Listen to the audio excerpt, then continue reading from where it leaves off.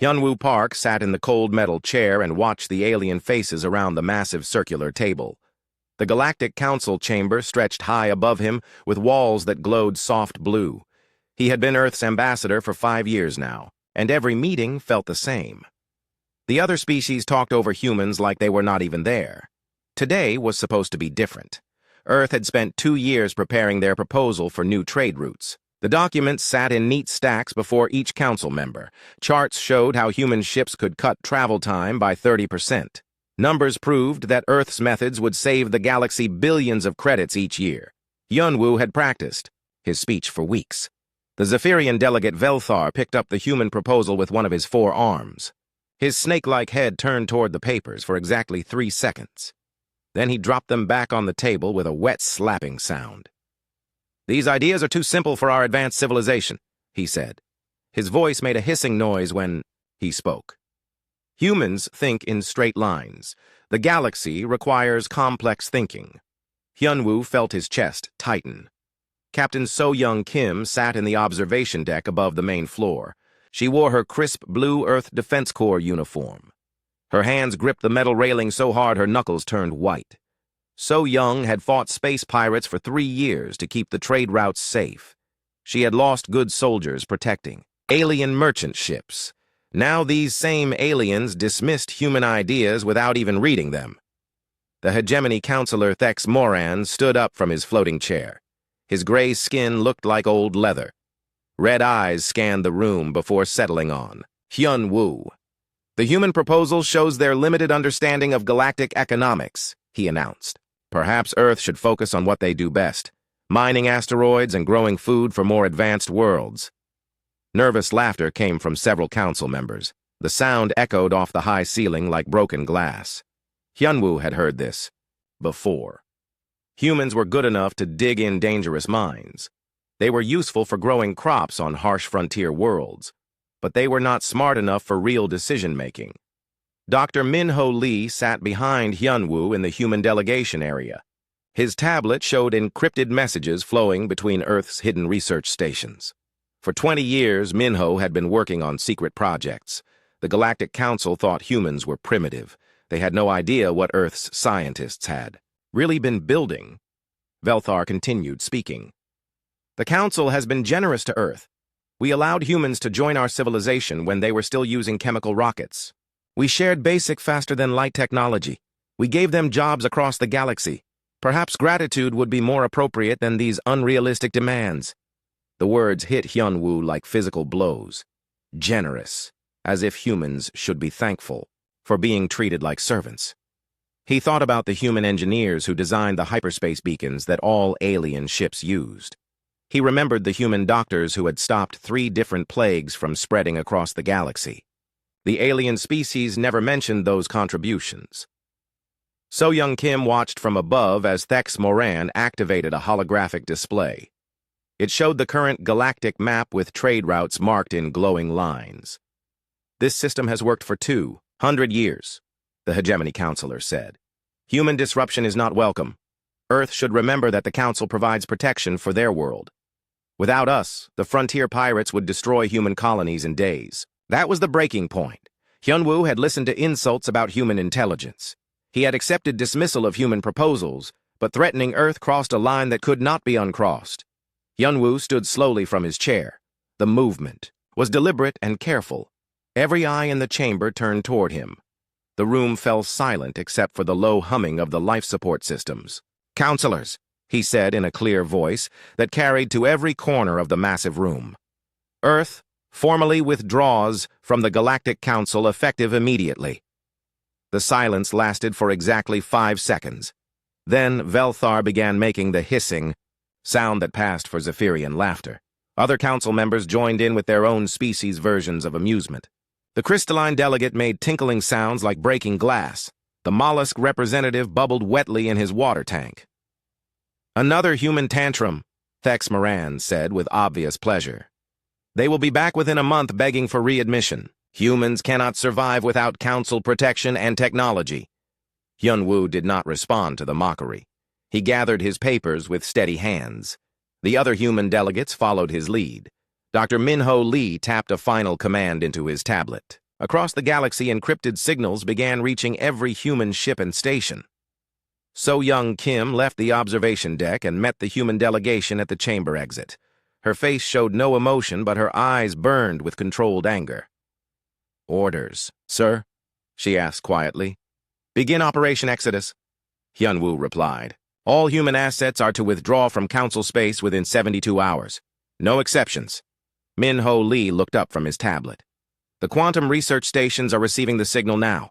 They will begin shutdown procedures immediately. Our people have been waiting for this day."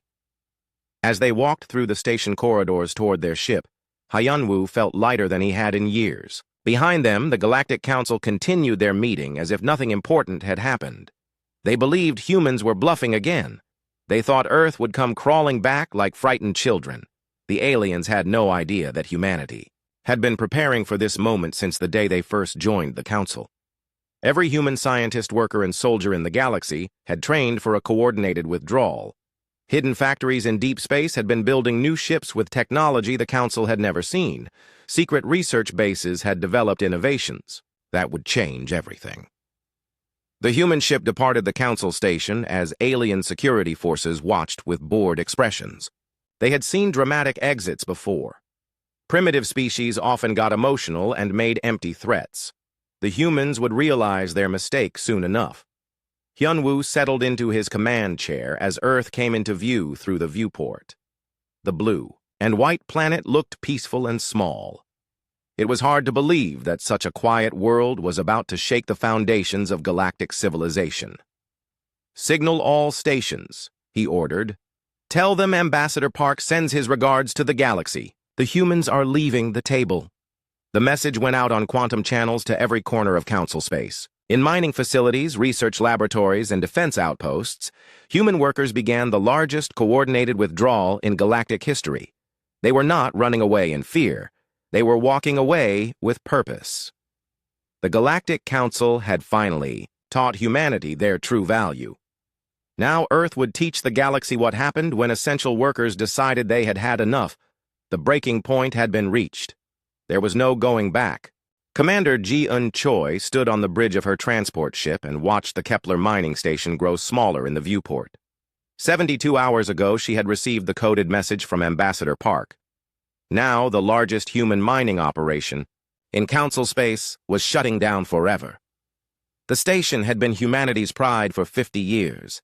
Deep in the asteroid belt, human workers extracted the rare metals that powered alien technology.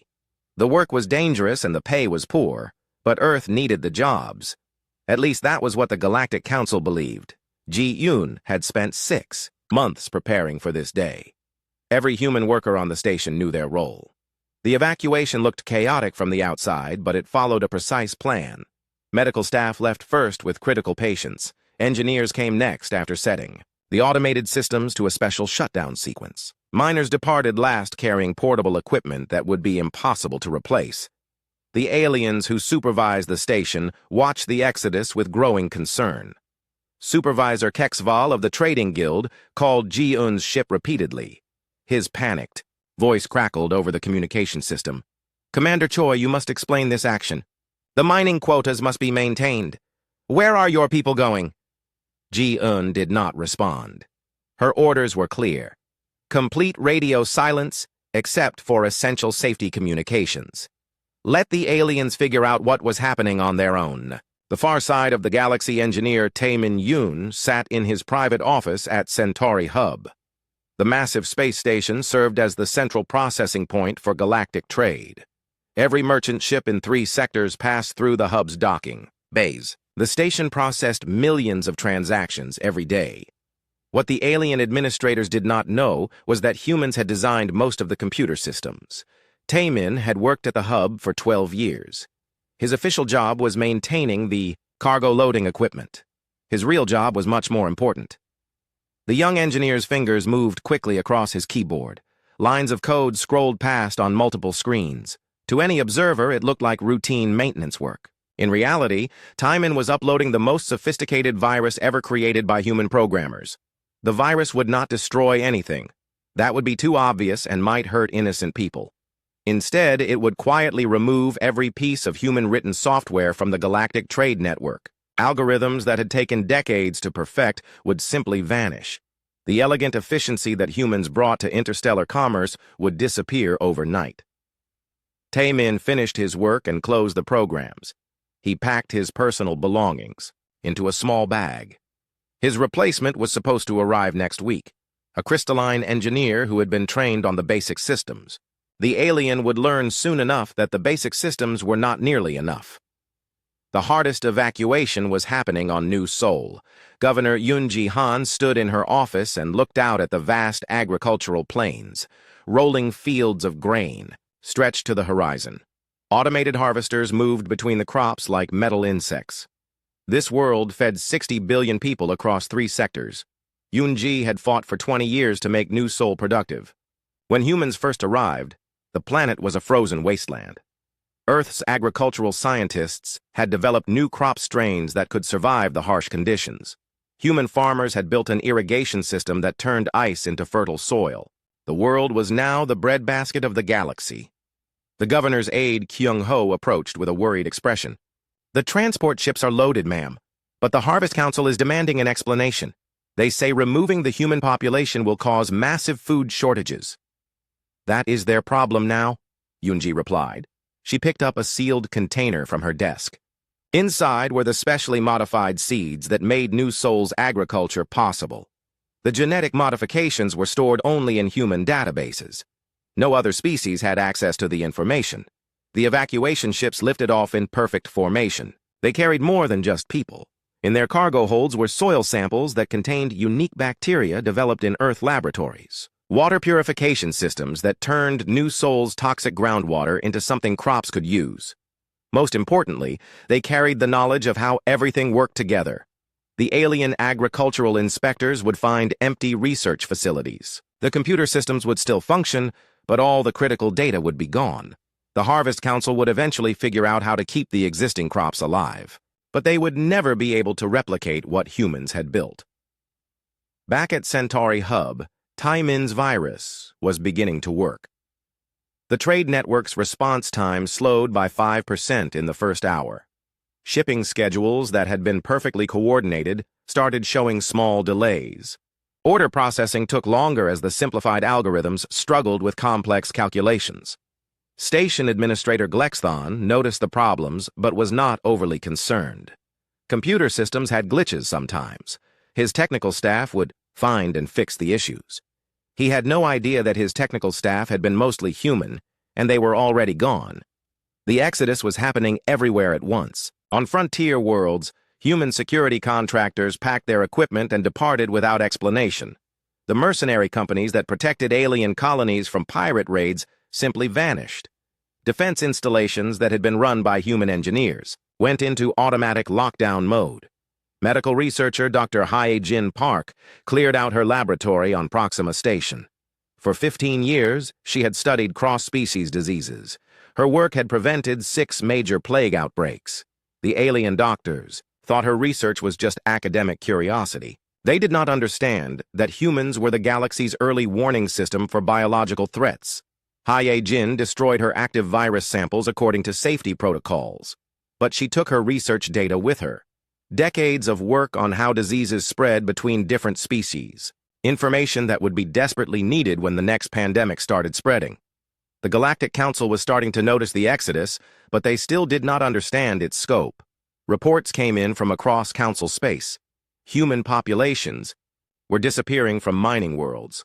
Agricultural colonies were being abandoned. Research stations were going dark. Councillor Velthar dismissed the early reports. "This is obviously a coordinated protest," he told his staff. "The humans are trying to pressure us into accepting their ridiculous trade proposals. They will return when they realize how foolish this gesture is." Administrator Thex Moran was less confident. His intelligence networks were reporting something unprecedented. Every human military unit in Council space had withdrawn simultaneously, not just from combat zones, but from peaceful sectors where they provided logistics support. The coordination required for such an operation suggested planning that had taken years. On Earth, Ambassador Park received regular updates from the evacuation zones. The withdrawal was proceeding faster than projected. Human efficiency was working in their favor one last time. Ships designed for long-range exploration were carrying entire populations to destinations beyond Council space. Captain So-Young Kim coordinated the military evacuation from her flagship. Earth Defense Corps units were pulling back from a dozen sectors. They took their weapons and equipment with them. More importantly, they took their knowledge of Council military weaknesses and strategic positions. "Status report," Park requested, as he reviewed the latest numbers. 80% of our people are already en route to the rendezvous points, So-Young replied. "The remaining evacuations will be complete within 18 hours. No casualties so far." Min-Ho Lee looked up from his collection of quantum communicators. "The research stations are transmitting their final data dumps now. 25 years of scientific advancement that the Council never bothered to copy or understand. The secret was that humanity had never really needed the Galactic Council. Earth scientists had been developing independent technology since the day they joined the galactic community. Hidden research bases in deep space had been building ships and weapons that surpassed anything the aliens possessed. The Exodus was not a retreat. It was a strategic withdrawal that would leave the galaxy crippled while humanity regrouped in their hidden territories. The aliens had treated humans like servants for too long. Now they would learn what the galaxy looked like without human support. In 72 hours, the most important species in galactic civilization had simply vanished. The Council would spend months trying to understand what had happened. By then, it would be far too late to fix the damage. The silent exodus was complete. Phase 2 was about to begin. Trade Administrator Kexlith stared at the holographic display showing shipping delays across 3 sectors. 6 months had passed since the human exodus began. The delays were getting worse every day. What had started as minor inconveniences was now threatening the entire galactic economy. The mollusk administrator's tentacles moved nervously through the water in his environment suit. When the humans first disappeared, he had been confident that replacing them would be simple. Humans were manual laborers, after all. Any species could load cargo and maintain simple equipment. Now Kexlith understood how wrong he had been. The shipping network that connected thousands of worlds was falling apart. Delivery times that had been measured in days were now taking weeks. Critical supplies were reaching their destinations spoiled or damaged. The precise coordination that kept interstellar commerce flowing had depended entirely on human efficiency. The administrator activated his communication system and called the Centauri hub. Station Master Glexthon's image appeared, but the crystalline being looked exhausted. His normally bright faceted surface was dim with stress. "Report on the shipping delays," Kexlith demanded. "Situation is getting worse," Glexthon replied. His voice made grinding sounds like broken glass. "Our new technical staff cannot understand the automated systems. Every time we fix one problem, 3 new ones appear. The computers are rejecting most of our commands." What they did not know was that the human systems had been designed with hidden complexity. On the surface, everything looked simple enough for alien technicians to operate. But the real intelligence was buried deep in layers of code that only humans understood. Engineer Taemin's virus had removed those layers and left behind systems that barely functioned. On the industrial world of Proxima Beta Factory, Overseer Morden faced a different crisis. His manufacturing plants were shutting down one by one. The massive facilities that produced consumer goods for half the galaxy were becoming useless piles of metal and circuits.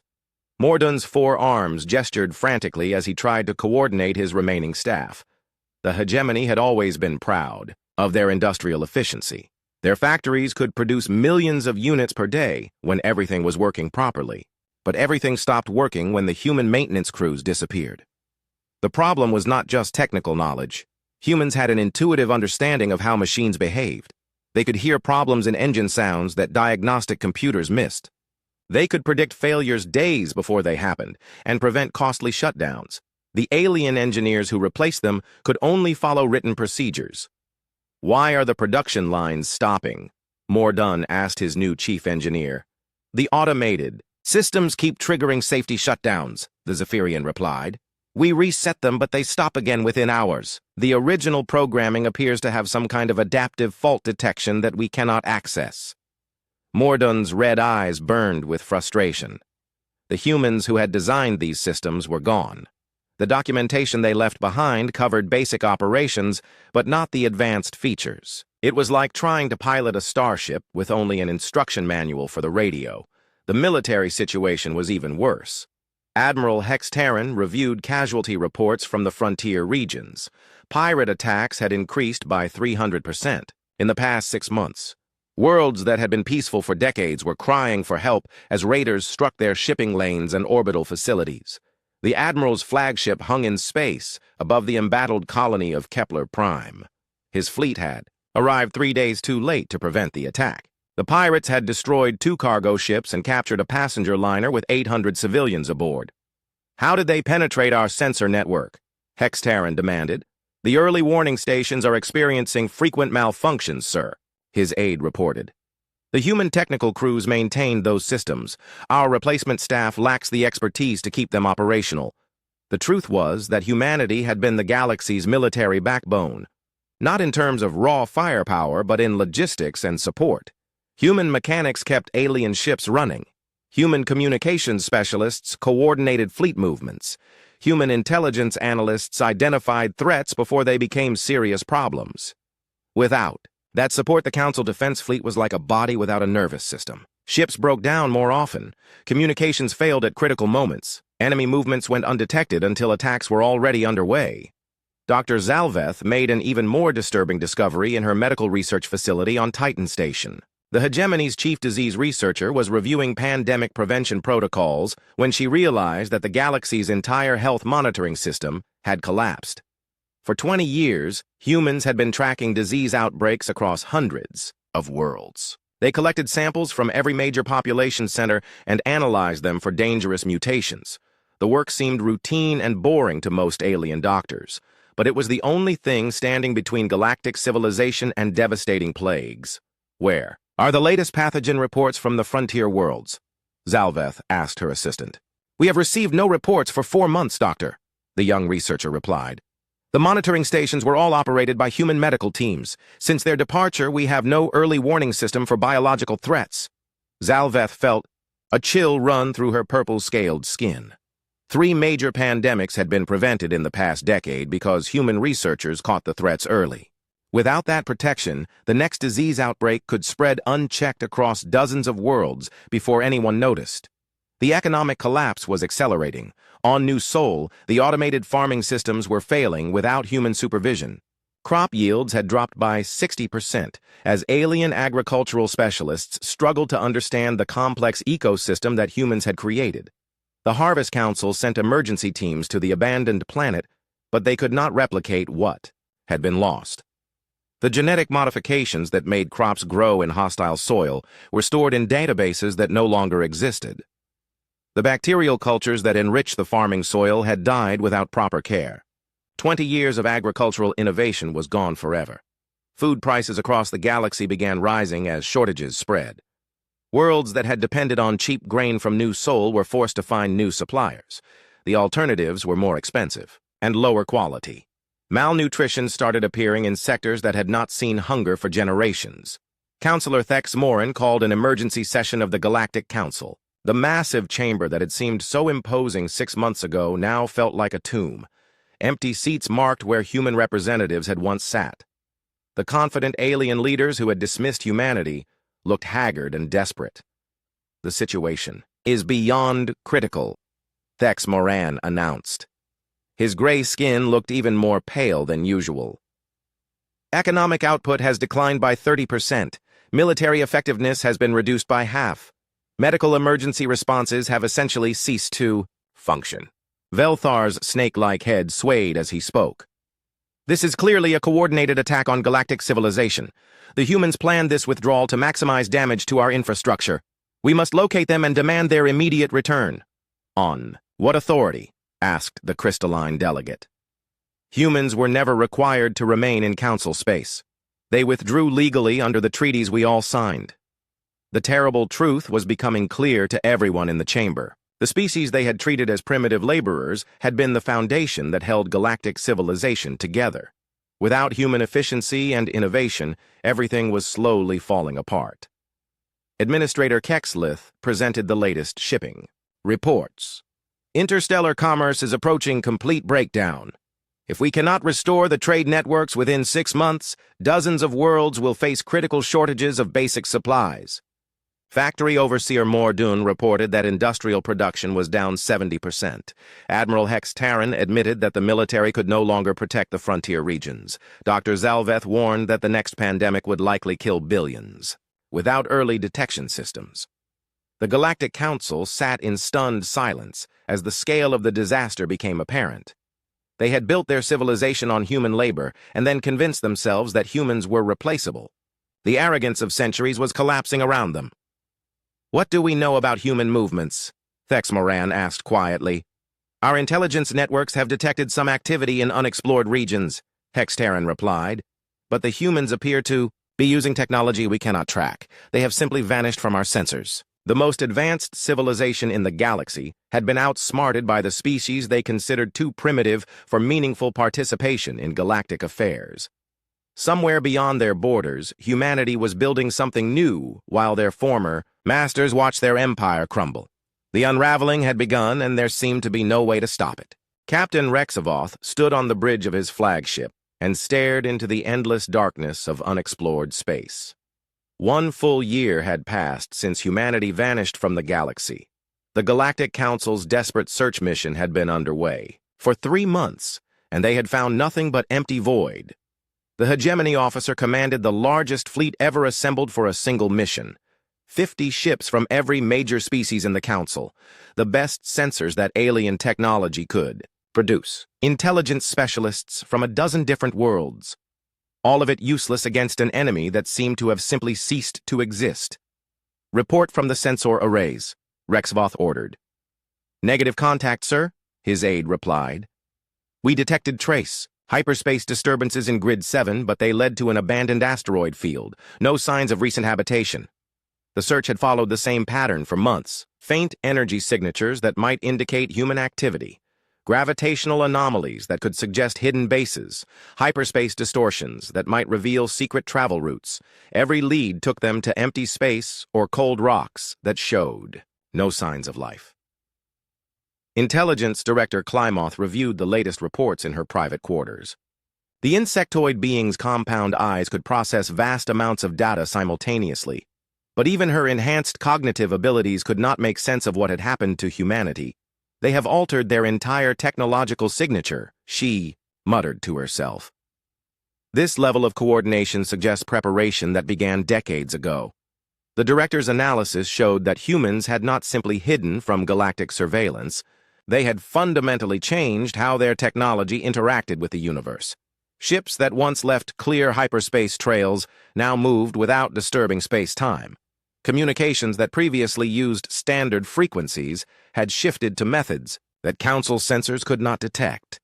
It was as if humanity had become technological ghosts, present somewhere in the galaxy, but invisible to every detection method the aliens possessed.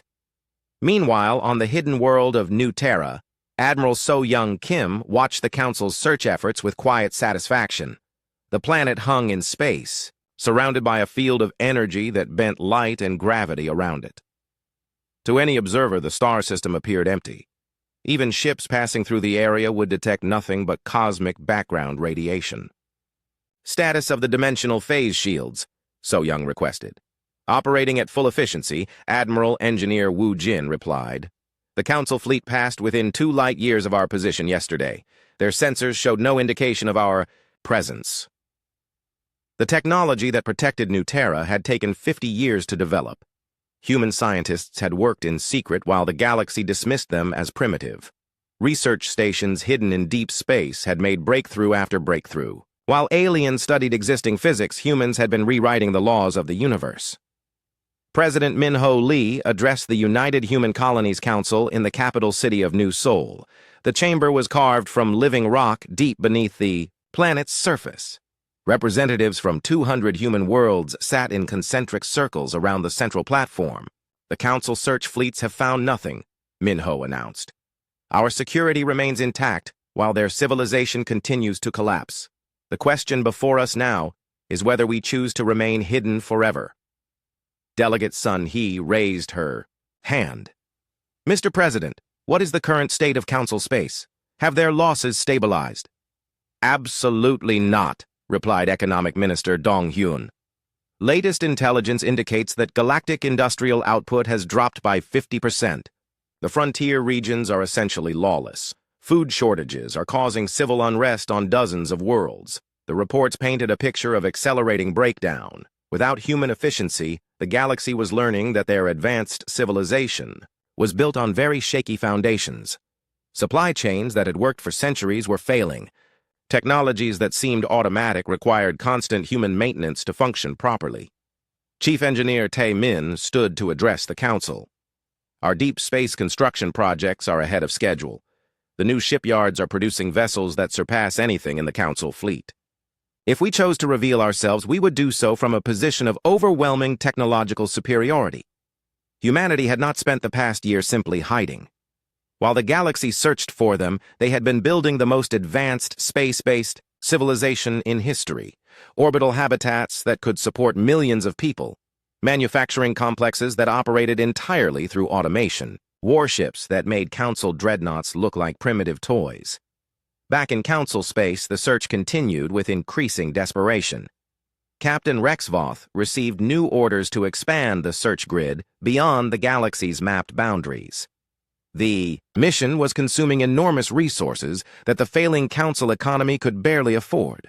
"Sir, we are detecting massive construction activity in the outer spiral," reported sensor operator Kelvarian.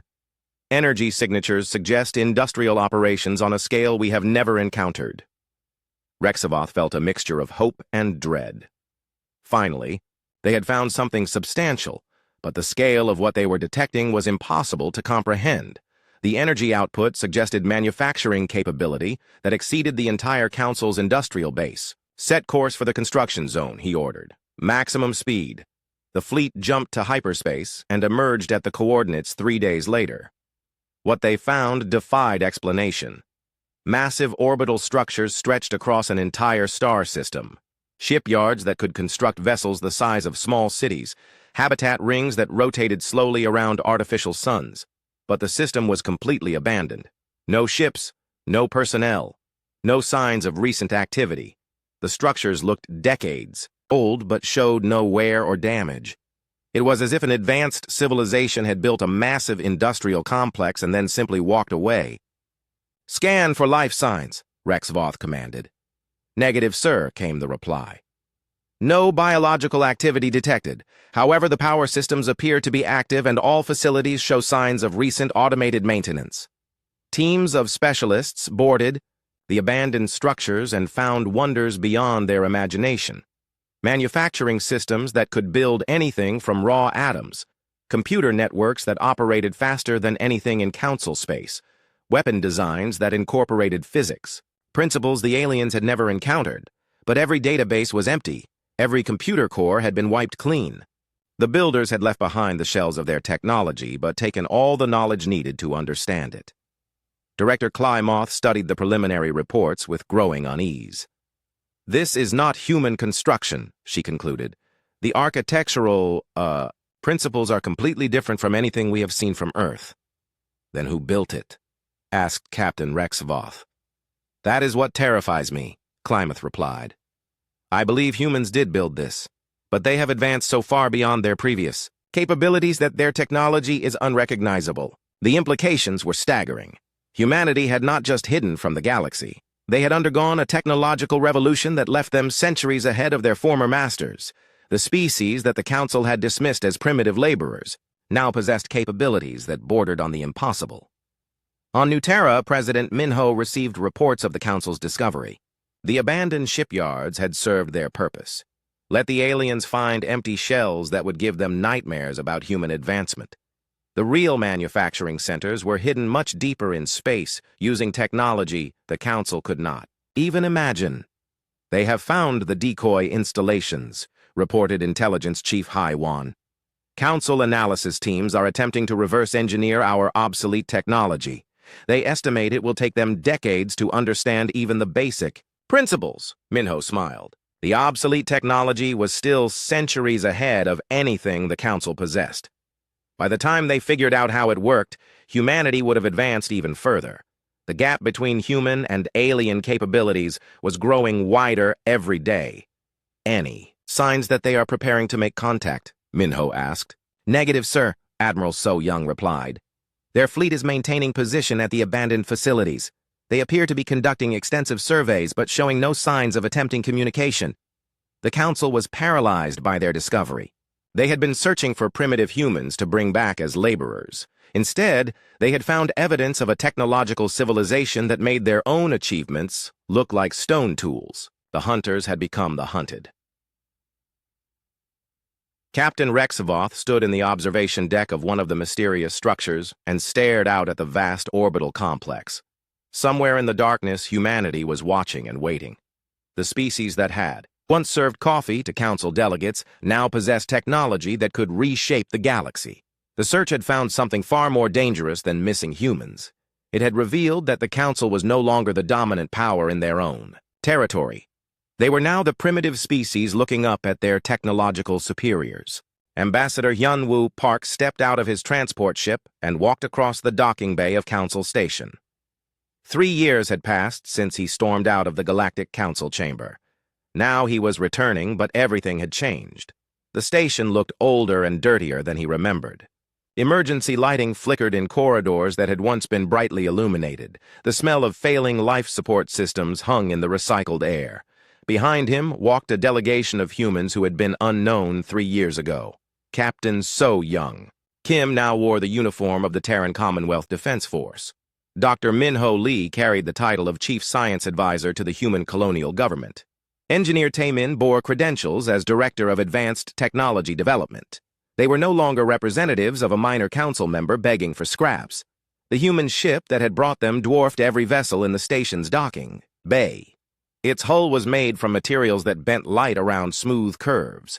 Energy signatures that council sensors could barely detect suggested power systems beyond alien understanding.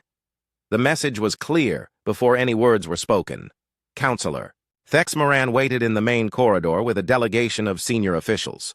The hegemony leader looked older and more tired than Hyunwoo remembered. His gray skin had a sickly pallor and his red eyes were sunken with exhaustion. The confident alien who had dismissed human proposals 3 years ago now seemed desperate and defeated. Ambassador Park. Thex Moran said with forced enthusiasm. The Council is so pleased that you have reconsidered your hasty departure. We are prepared to offer humanity a much improved position in our civilization. Full voting rights, expanded territorial grants, increased technological sharing. Hyun-woo stopped walking and faced the hegemony counselor. His expression remained calm and professional, but his words cut like a blade. We are not here to rejoin the council, he stated clearly. We are here to offer a business proposition. The aliens around Thex Moran shifted nervously. This was not the desperate plea for readmission they had expected. The human delegation showed no signs of submission or gratitude. They carried themselves like equals or perhaps something more. Business proposition, Thex Moran repeated slowly. The Terran Commonwealth has observed the difficulties that Council Space has experienced, Captain So Young said. Her voice carried the authority of someone accustomed to commanding powerful military forces. We are prepared to provide limited consulting services to help stabilize your situation. Dr. Minho activated a holographic projector that displayed economic data from across the galaxy. The charts showed the catastrophic decline that had followed humanity's departure. Industrial output, food production, military effectiveness, and trade efficiency had all collapsed to pre-space age levels. Our analysis indicates that Council civilization is approximately 18 months from complete systemic failure, Minho announced. Critical infrastructure will cease functioning. Supply chains will break down entirely. Civil order will collapse on most frontier worlds. The alien delegates stared at the projections in horrified silence. They had known the situation was bad, but seeing the data presented so clinically made the crisis seem even worse. Their advanced galactic civilization was dying, and everyone knew it. Engineer Taemin stepped forward with another holographic display. This one showed technological innovations that the Council had never seen, faster than light engines that did not require hyperspace beacons, manufacturing systems that could build complex devices from raw atomic matter, weapon systems that made Council defense fleets obsolete. The Commonwealth has continued advancing during our absence, Taman explained. We now possess capabilities that exceed Council technology by several centuries. However, we are willing to share limited applications of our knowledge under appropriate commercial arrangements. Thexmoran felt his worst fears being confirmed. Humanity had not just survived without the Council. They had thrived and advanced beyond anything the aliens could match. The primitive species had become the technological superiors. What kind of arrangements? Velthar asked. The Zephyrian delegate's voice carried none of his previous arrogance. Fear had replaced contempt in his tone. Captain So Young presented the terms with crisp military precision.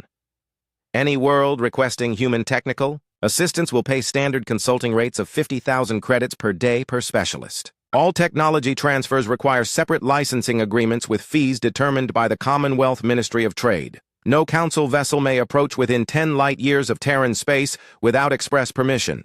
The conditions were harsh, but not impossible. What made them truly shocking was the reversal of power they represented. 3 years ago, humans had begged for minor trade concessions. Now they were dictating terms to the galaxy's former masters. Dr. Yunji stepped forward with agricultural data. The former governor of New Seoul now served as Minister of Colonial Development for the Commonwealth. Several worlds have already requested emergency food assistance, she announced. We are prepared to establish agricultural cooperatives that will provide basic nutrition.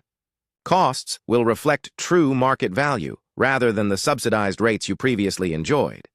The implications were staggering. Dozens of worlds faced starvation without human agricultural support, but humanity was no longer offering charity. They would save alien populations from famine, but only if those populations paid fair market prices for human efficiency. Intelligence Director Clymoth had remained silent during the presentation, but now she spoke up. Our surveys have detected extensive construction activity beyond Council borders. Are you establishing territorial claims in unexplored regions? The Commonwealth has established diplomatic relations with 17 species that exist outside Council influence, Hyun-woo replied smoothly. Many of these civilizations are younger and more dynamic than the established Council races. They appreciate innovation and progress rather than demanding submission to ancient bureaucracies. The revelation sent shockwaves through the alien delegation. Humanity was not just offering an alternative to Council civilization. They were actively building a rival power structure that attracted species dissatisfied with alien rule. The technological and economic advantages that humans now possessed were drawing new allies to their cause. President Min-ho appeared as a holographic projection from the Commonwealth capital. His image filled the space above the conference table as he addressed the assembled aliens. The Council taught humanity an important lesson about our value in galactic civilization, he said. For decades, we accepted your assessment that humans were useful only for manual labor and dangerous assignments. We believed that our contributions were minor compared to your advanced knowledge. The alien delegates listened in uncomfortable silence as Min-ho continued. Your dismissal of human capabilities forced us to discover our true potential. We learned that innovation matters more than tradition. We found that efficiency trumps bureaucracy. Most importantly, we realized that a civilization built on mutual respect achieves more than one based on hierarchical dominance. Thexmoran tried to interrupt, but Min-ho's projection held up a hand for silence. The Commonwealth appreciates the education you provided. Teaching us to value ourselves appropriately was perhaps the greatest gift you could have given humanity. We have learned never to sell ourselves short again. As the human delegation prepared to leave, Hyun-woo delivered the final message. Council. Representatives are welcome to visit Commonwealth space under diplomatic protocols. Trade missions will be considered based on mutual benefit, rather than historical relationships. However, attempts to claim authority over human worlds or citizens will be met with appropriate defensive measures. The threat was politely worded, but absolutely clear. Humanity possessed military technology that could enforce their independence against any Council response. The species that had once provided manual labor for alien projects now held the power to dictate terms to their former masters. Captain Rexvoth watched from the observation deck as the human ship departed the station. The vessel accelerated to faster than light speed without using any of the hyperspace beacons that Council ships required. The technology demonstrated capabilities that made alien engineering look primitive by comparison. "What are your orders, sir?" asked his aide. Rexvoth continued staring at the empty space where the human ship had vanished. "Prepare a full report for the Council," he said finally. "Recommend immediate acceptance of Commonwealth terms. We are no longer in a position to negotiate from strength." The Galactic Council that had dismissed humanity as too primitive for meaningful participation now faced a choice between cooperation and irrelevance. The students had become the teachers. The servants had become the masters. The galaxy would never be the same. In the depths of space, Commonwealth ships carried news of the successful negotiation to human colonies across the explored galaxy. Humanity had returned to the galactic community, but on their own terms. The species that had been forced to leave the table was now setting the agenda for everyone else. The greatest reversal in galactic history was complete. Earth had departed as suppliants and returned as sovereigns.